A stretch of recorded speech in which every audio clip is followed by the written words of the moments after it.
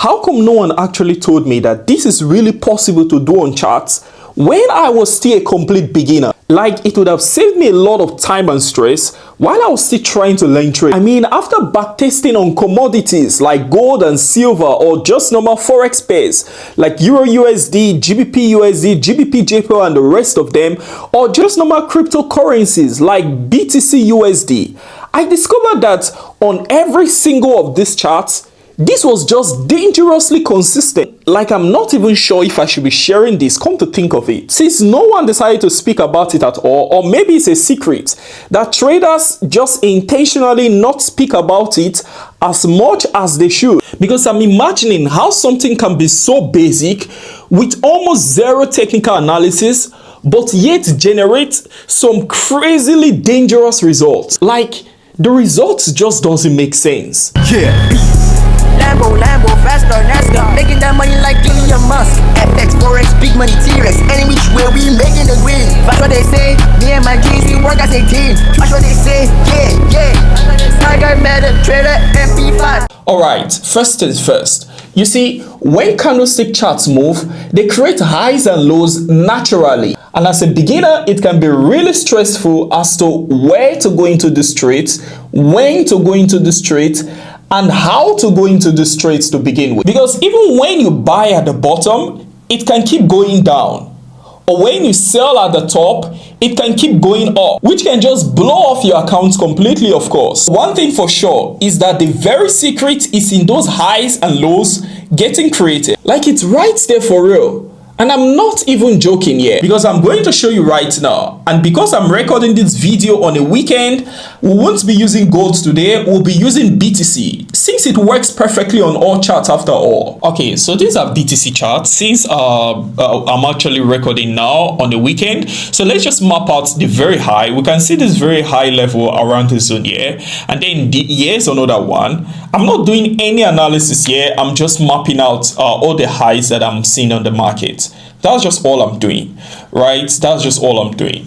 Okay, now I start looking at the lows, right? All my lows on my market, all my lows, I just stay mapping that. Okay, this one coincides, right? Because it's a support, but we're not looking at those. So this one coincides, and then we're having this also here. That's another one. And then we're having another one here again, right? And then we are having the very last one here. Now, all I just drew are my major. Now, I want to look for my minor. Those are my major. Now, I'm looking for my minor on my chart, right? So now this is my first minor high, this is my second minor high, right? And then I'm having the third minor high just around here, and then I'm having another low here, minor low. I had a minor low here, another minor low here, now again, right? And then okay, so this is just what I'm having. The analysis is pretty easy. We simply map out all the highs and lows on our charts, and then we call that a major highs and lows. After which we focus on the area of charts that we'll be trading on. We repeat the same thing, and then we call that a minor highs and lows. And these are the accounts that we'll be using to look at these entire stops. Now let me just quickly show you the accounts, right? So this is just the accounts that we'll be using. Is actually a $20,000 account, right? And then this is just the broker that we'll be using. In case you want to use this broker, this is just the broker that we'll be using, right, to look at this entire stuff right now.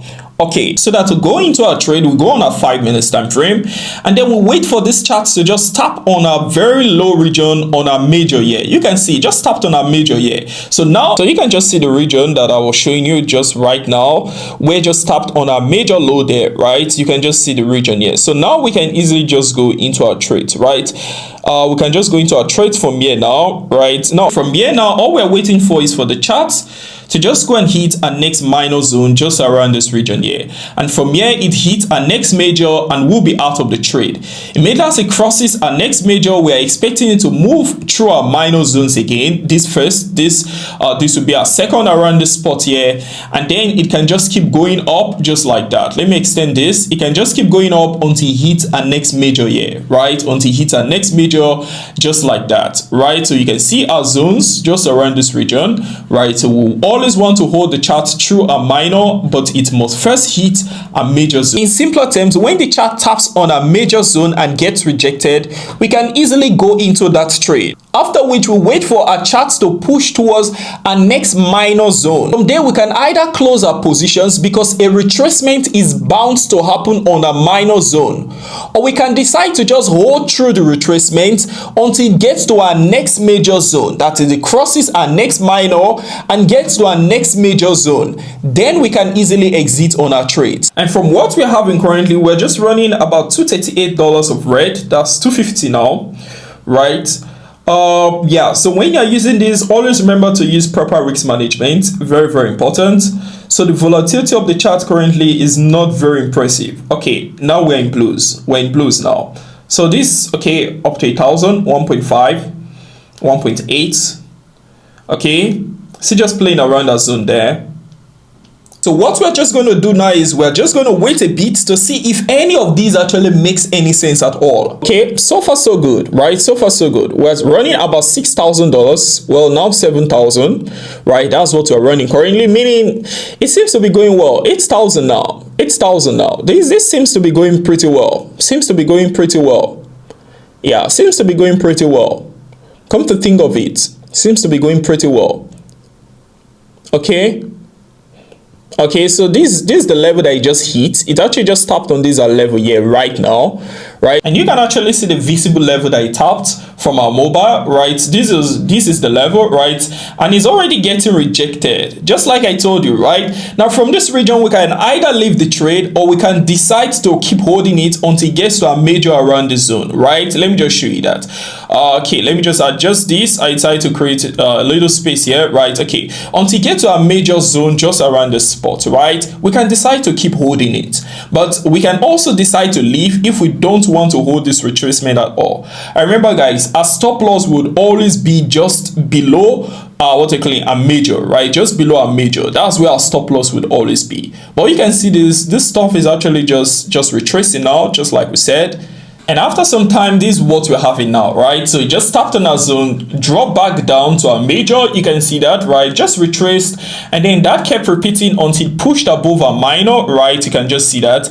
And then what do you notice? It just went to tap on a major again. Now, immediately after tapping on a major, on a standard procedure, I'm supposed to leave this, but I wanted you to understand why we need to leave this trade.